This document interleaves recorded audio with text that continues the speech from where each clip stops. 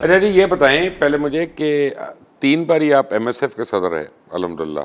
बिल्कुल जी। ठीक है ना? बिल्कुल। और टिकट आपने पीपल्स पार्टी का ले लिया जाके। ये नून लीग में इतनी बुराइयां निकल आई अपना 3 दफा सदर होने के बावजूद। नहीं। कॉलेज टाइम पे ना मैं मुबशर साहब बिल्कुल आपने सही पकड़ा।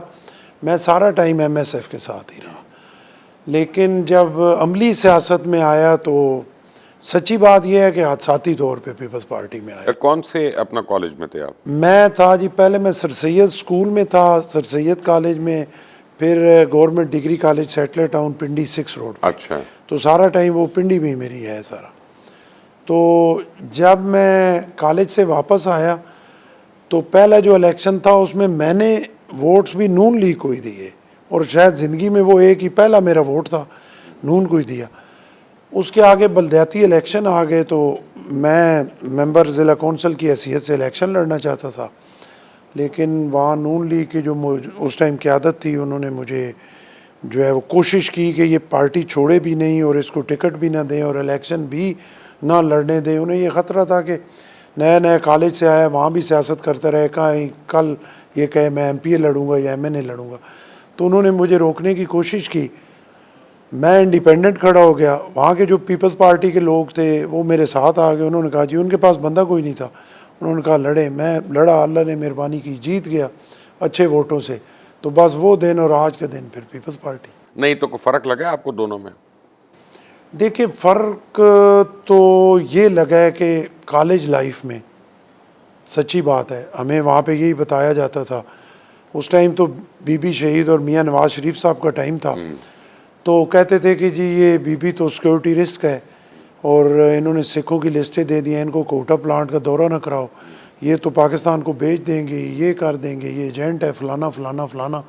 जब अमली सियासत में आए, बाद में आज भी मैं बात कर रहा था, अभी वही लोग जो उस टाइम ये कहते थे आज कहते हैं उनसे बड़ा लीडर ही कोई नहीं था, और वो पाकिस्तान की सबसे बड़ी लीडर वैसे थी। लिस्टें दी उन्होंने? अब ये हम तो इन्हीं से सुनते रहे, मैं हमें तो बताते आपकी रहे। क़यादत उस वक्त की क़यादत क्या कहती थी कि दी हैं? हाँ, नून लीग की क़यादत कहती थी उस टाइम।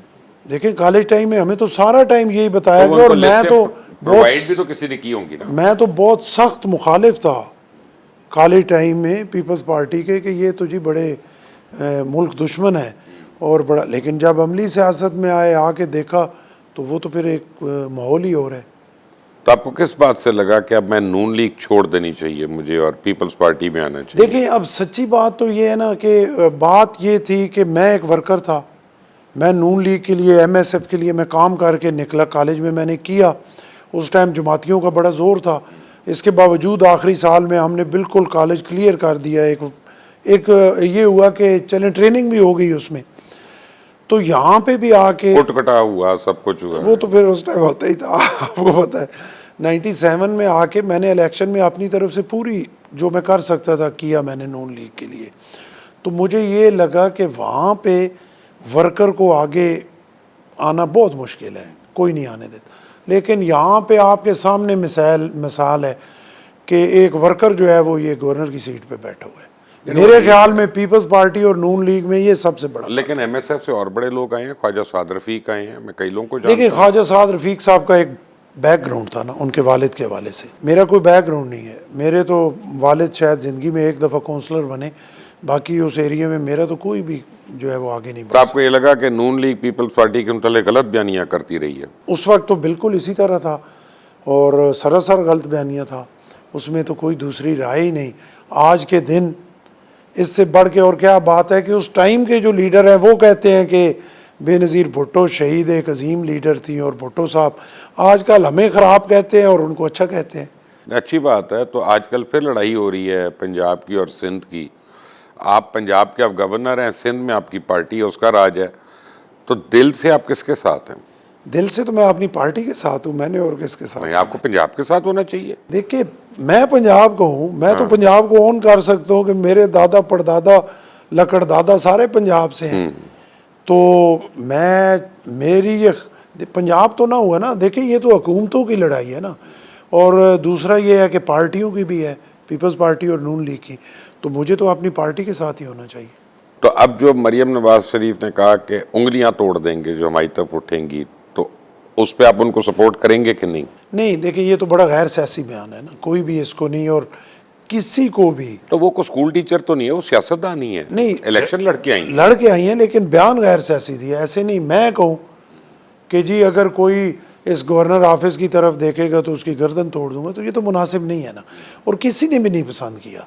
उन्होंने जज्बात में आके ये कह दिया, वो लेकिन तो किसी कायम है तरह उस पे, वो तो नहीं अपना उसको रिबटल तो नहीं दिया उन्होंने कोई। देखें, अगर कायम है तो ये तो फिर उनकी अपनी राय है, मरियम साहिबा की। अगर वो कायम है तो उनकी अपनी राय है, लेकिन किसी तरह भी कुछ सियासी लोग इस तरह के बयान नहीं देते और न देने चाहिए। ठीक है, तो वो असगर खान ने भी ऐसे ही बयान देता था ना कि मैं भुट्टो को कोहाला के पुल से टांग दूंगा। बस ये फिर मौला जाट वाली सियासत तो चलती है ना, आपको पता है। तो मियाँ नवाज शरीफ ने किया पंजाबी जाग का नारा, अब मरियम बीबी ने भी लगा दिया। मियाँ नवाज शरीफ तो कितनी बारी वज़ीर आज़म बन गए उसके बाद, तो मरियम की क्या उम्मीद है? उम्मीद पे दुनिया कायम है और सबको कोशिश करनी चाहिए। मरियम साहिबा की हर सियासी की ख्वाहिश होती आपको है। क्या लगता है? देखिए मेरी, अब मुझे क्या लगेगा, मुझे तो यही लगता है कि अगला प्राइम मिनिस्टर जो है वो इंशाल्लाह बिलावल भुट्टो होंगे। वो ठीक है। बाकी किसी पे मैं क्या तबसरा नहीं, करूं। अगला उसके बाद भी अभी मैं तक कि कभी मरियम नवाज शरीफ का चांस आपको लगता है पीएम बनने नहीं का? देखिए ना, पाकिस्तान में कोई हरफे आखिर तो बात आप कर नहीं सकते। यहाँ पे पीएमसी की सीट पे वो बैठे हैं, हमें तो कोई चांस ये भी नहीं लगता था कि ब्रीफकेस उठा के आए हैं यहाँ पे पीएम बने हैं, और जैसे ही टाइम ख़त्म हुआ उस ब्रीफकेस को बंद किया, उठा के फिर चले गए। मोइन कुरैशी की बात मोइन कुरैशी की कर रहा हूँ, शौकत अजीज़ की कर रहा हूँ। मेरे हल्के में शौकत अजीज तो इलेक्शन लड़ा आपके हल्के से। नहीं लड़ा है, पूरा पाकिस्तान उसके साथ था, सामने सारे तकड़े लोग उसके साथ थे, लेकिन फिर वो हमें नज़र नहीं आए। तो यहाँ पे तो कोई हरफ आखिर तो नहीं है, मरियम साहिबा भी बन सकती हैं प्राइम मिनिस्टर। आपकी उम्मीद क्या है, सही बताएं मुझे, दिल की बात, कि बनेगी कि नहीं? नहीं मुबशर साहब, आप देखें इसमें तो कोई राय, मैं कहूँ कि वो बनेगी। हाँ। अल्लाह के काम है, सुपर पावर है, वो बाख्तियार है, जो चाहे कर दे, वो ना बन सके।